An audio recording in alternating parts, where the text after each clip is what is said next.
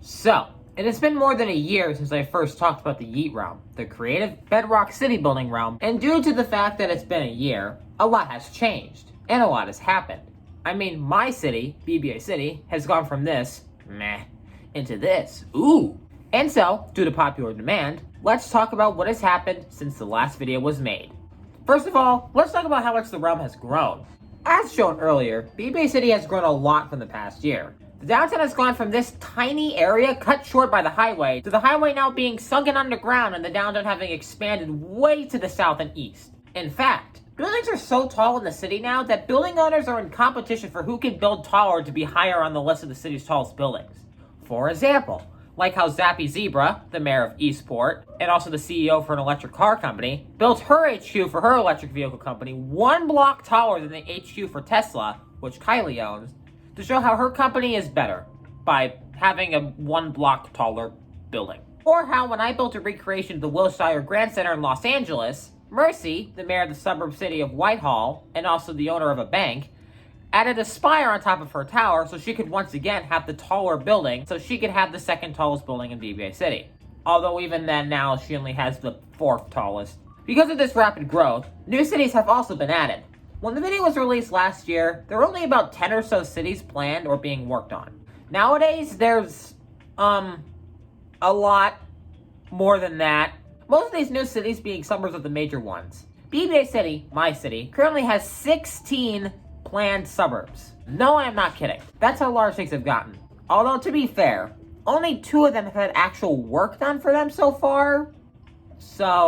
And you would think that because these are suburbs, and they're a part of the greater economy of the main city and metropolitan area, they'd all get along with the bigger city, right? The answer is no. First, Las Petunia, Gigi City, and I have been fighting for ages over which metro area this city, Eastport, is a part of. It's mine, by the way. The census says so. But there's mountains in the way. Hope. But then, there's also Yeet City and Yeet Falls. Now, Yeet Falls is in the Yeet City metro area with no competition, for now. However, the city has numerous times suggested breaking away and becoming its own thing. Which doesn't make any sense in the slightest, considering it's right there, its border of Yeet City looks like this, and the city itself looks like this. It is very clearly a suburb, and no matter how many bus lines you put in there, it is still a car-dependent suburb. And this has caused tension on that front. However, the point that has caused the most tension is over here. You see, at this point, Yeet Falls is almost completely full. But Alpine, the mayor, wants to keep it growing, and as such, he has wanted to expand the city east. However, according to the Yeet City suburb plan made by Kylie, this city, San Rafael, is in the way of that. And so, Alpine would often try to sneak his way into annexing the city. This led to Yeet City eventually saying, if you annex San Rafael, we will invade you. Now, Yeet City had already been threatening Yeet Falls previously with invasion, so the city once used to be a part of Yeet City, and Yeet City felt like they still had proper ownership over it. Sounds familiar. But now they had a legitimate reason to invade. Which, none of this makes sense in the first place, because how is a city going to invade another city within the same country? If this took place in America, if New York decided to invade Jersey City or something, the US military would just instantly go in and stop both of them. Eventually, Yeet Falls got its wish of annexing San Rafael. And what did Yeet Falls do to celebrate? They would end up immediately letting the city go 15 minutes later. Nice fighting, guys. Speaking of fighting, not only has there been fights between cities and their suburbs, there's also been fights between cities and corporations, such as the Las Petunia and FedEx fight. So, let's take a look at this map. It's a huge mess, but it basically shows which major cities on the realm have the most companies. BBA City and Yeet City by far have the most, with BBA having more than 20 companies and Yeet City having just under 20. Las Petunia, the 3rd largest city in the region, on the other hand, only has 6, which, when you compare it to BBA and Yeet City, is nothing. So understandably, most mayors would seize upon an opportunity to make their city more competitive in the front with the other cities.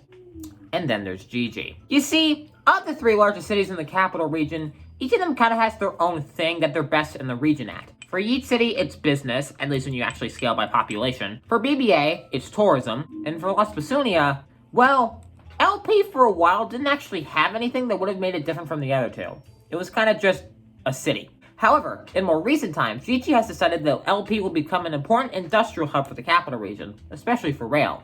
This makes the city stand out, as BBA and Yeet City don't have nearly as much actual industry as you would expect from cities of their size. Now, something industry needs is something to ship it with.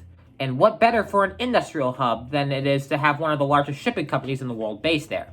And since Yeet City had taken Amazon and BBA had taken the UPS, or the YPS as is known in the realm, it would only make sense for LP, the large industrial hub, to have FedEx. So I brought up the idea, and he said no. What? I don't want LP to have a lot of HQs. What kind of stupid freaking logic is that? So LP, a large shipping hub, really denied one of the largest shipping companies in the world because I don't want a lot of HQs. And because of that, we kept hitting him up with, not gonna lie, that's kind of dumb. And so he decides to just try to divide the city in two. What? This would be the equivalent of, in 2018, when McDonald's decided to move their headquarters to Chicago, rather than Chicago openly accepting the new business, the city instead was like, no, we already have enough companies here. We don't need you, McDonald's. Also, I'm now in North Chicago and South Chicago, but that's not the only debate we'd have with Gigi. Let's talk about the power crisis. So, in late 2021, the Yeet realm was having its first prime minister election since the government change. There was only two candidates, Alpine, the mayor of Yeet Falls, and the Sith Lord, the mayor of Audern, another suburb of Yeet City. Very diverse range of options, either mayor of a suburb of Yeet City, or mayor of a suburb of Yeet City. Anyways, so something that had began being talked about for a while was the idea of diversifying the power grid, as that was only ran by a single company. During the debate, I asked about it, and let's just say the attitude towards Gigi's company was a bit, Gigi, we are kind of tired of all of your trash that you're doing. I agree with Dr. Brown with that. But anyways, upon seeing the debates, he felt his services were no longer wanted. And so Gigi decided to just shut off the realm's power. In the aftermath came panic, and with that came a lot of fighting in chat. And this was all happening while I was with family. Brady, you've been on your phone this whole time. Do you not want to talk to us? No, it's not like that at all. Then what's happening? Sometimes we tend to forget that this is just a block game. Very dumb situation. Especially considering, you know, the whole shutting off the power grid thing only happened because he said it was shut off. It's not like he went in all the buildings and then deleted the torches and the sea lanterns. But whatever, I'd rate the situation a 0 out of 10. Okay, let's talk about something more funny. So, since the realm has started, two smaller channels within our community, Zach Daily Games and Claude from Chicago, have both done streams on the realm. And Zach in particular used to stream on the realm twice a week. While he did that, he started his own restaurant business known as Spinach Taco. And some of us started to franchise it out. Now, one thing about Zach is that he hates Apple. It's a long story that has to deal with the Epic Games versus Apple debate. I really don't care to give an opinion. But anyway, on stream, Zach decides to check out some of the franchise locations built up so far up until that point. Mine being one of them. Okay, so this is Brady's shopping center. What? Apple Store? You know how I feel about Apple fanboys. They drive me nuts. My shop better not be next to the Apple Store. That's all I'm saying.